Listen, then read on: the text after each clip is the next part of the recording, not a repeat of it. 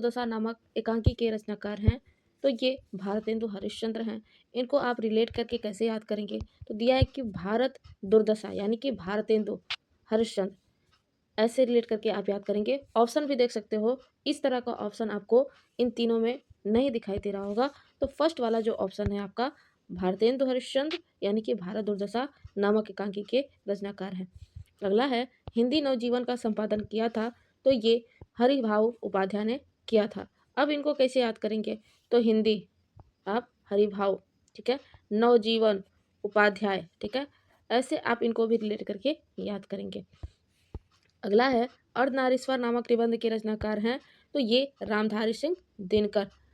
नारीश्वर रामधारी सिंह, नारीश्वर रामधारी सिंह दिनकर, ऐसे ही आपको रिलेट करके याद करना है। क्योंकि जो ऑब्जेक्टिव आपके क्वेश्चन है, आपके एक तो 8 सब्जेक्ट हैं, उसमें आपके हर सब्जेक्ट में 150 से 200, 200 से 250 क्वेश्चन ऑब्जेक्टिव ही हो जा रहे हैं। तो ज़रूरी नहीं कि आप सारे सब्जेक्ट के सारे क्वेश्चन को रट के आप याद कर लो, ये पॉसिबल ही नहीं है। तो हमें ऐसे ही ट्रिक अपनाना होगा और रिलेट करके ही याद करना होगा, ताकि हम जब एग्ज़ाम में अपना ऑप्शनल क्वेश्चन देखें तो एक इमेज फिट हो, जिसके माध्यम से हम क्वेश्चन जो है सही सही ट्रिक कर लें। कह रहा है कि कमायनी है, तो कमायनी एक महाकाव्य है। किनका पूछ देगा कि किसका महाकाव्य है कमायनी, तो जयशंकर प्रसाद का है, ठीक है। कह रहा है कि हिंदी भाषा संस्कृत भाषा में स्वर है, तो संस्कृत भाषा में स्वर 13 है। स्वर तथा व्यंजनों की कुल संख्या कितनी है, तो 46 है, ठीक है। ऐसे आपको याद कर लेना है। अगला क्वेश्चन है काव्यों महाकाव्यों में सारगर्भित वाक्यों को कहते हैं, तो काव्यों और महाकाव्यों में सारगर्भित जो वाक्य होते हैं उसको हम सुक्ति कहते हैं, ठीक है। सुक्ति एक लाइन की होती है। कह रहा है कि हितम मनोहारी च दुर्लभम वच सुक्ति किस काव्य की है, तो इसी को हम सुक्ति कहते हैं। आपके अगले क्वेश्चन में था कि काव्यों महाकाव्यों में सारगर्भित वाक्यों को क्या कहते हैं, तो सुक्ति। तो सुक्ति इसी तरह की होती है। आपका दिया है हितम मनोहारी च दुर्लभम वच सुक्ति किस काव्य की है, तो ये किरातार्जुनीयम की है। तो इसका अर्थ क्या होता है, हितम मनोहारी च दुर्लभम वचना, यानी कि जो आपके लिए हितकारी हो, आपके लिए भलाई होने वाली, जो आपको अच्छा लगे, यह शब्द आपको मिलना दुर्लभ है। ऐसे शब्द कोई आपको बोले तो ये दुर्लभ है कि आपकी भलाई भी हो जाए उस शब्द से और आपको अच्छा लगे, ठीक है। कुछ बातें ऐसी होती है जो आपके लिए तो बुरी तो होंगी, लेकिन आपके लिए अच्छा भी हो सकता है। तो ये जो है किरातार्जुनीयम काव्य से लिया गया है। कह रहा है कि विश्व साहित्य के इतिहास में सबसे बड़ा महाकाव्य कौन सा है, तो श्रीमद् भागवत गीता है।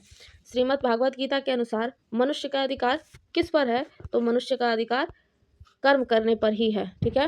कह रहा है ना कि गीता के अनुसार, तो गीता में जो श्री कृष्ण भगवान गीता का उपदेश देते हैं अर्जुन को, तो वही कहते हैं आपका उपदेश देने के बाद, ठीक है, कि जो हमारा मनुष्य का कर्तव्य होता है वो कर्म करे, ठीक है। जो फल की इच्छा है उसको ना करे, फल ईश्वर ही देंगे जैसा आप कर्म करोगे। तो कर्म पे ही हमारा डिपेंड करता है जो हमें फल मिलेगा। तो हमें कर्म करते जाना चाहिए फल की इच्छा किए बिना, ठीक है। तो यहाँ पर इस पे ब वाला टिक करेंगे कर्म करने पर। कह रहा है कि निम्नलिखित में से एक कर्म इंद्रिय है, कर्म इंद्रिय यानी कि वाक, ठीक है, जिससे आप बोलते हो, ठीक है, तो ये कर्म इंद्रिय है। कह रहा है कि शुक्ल युग के उपन्यासकार का क्या नाम है, तो प्रेमचंद्र, ठीक है। कह रहा है कि मुंशी प्रेमचंद्र के उपन्यास का नाम क्या है, तो कर्मभूमि, निर्मला, गोदान, और ये तीनों जो है वो मुंशी प्रेमचंद्र की उपन्यास है। तो उपयुक्त सभी वाला ऑप्शन सही हो जाएगा। इनका एक अधूरा उपन्यास है मंगलसूत्र, ठीक है। ये भी क्वेश्चन 3rd सेमेस्टर में पूछा था, उम्मीद है आपके 4th सेमेस्टर में भी पूछ सकता है।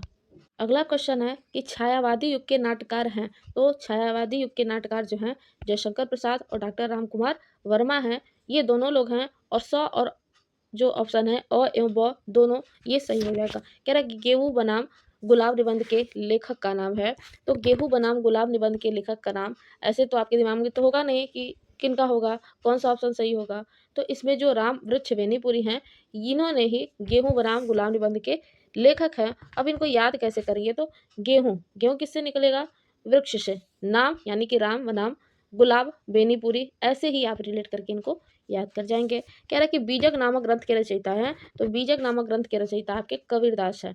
कह रहा है तुलसीदास जी का जन्म हुआ था, तो तुलसीदास जी का जन्म 1554 ईस्वी में हुआ था।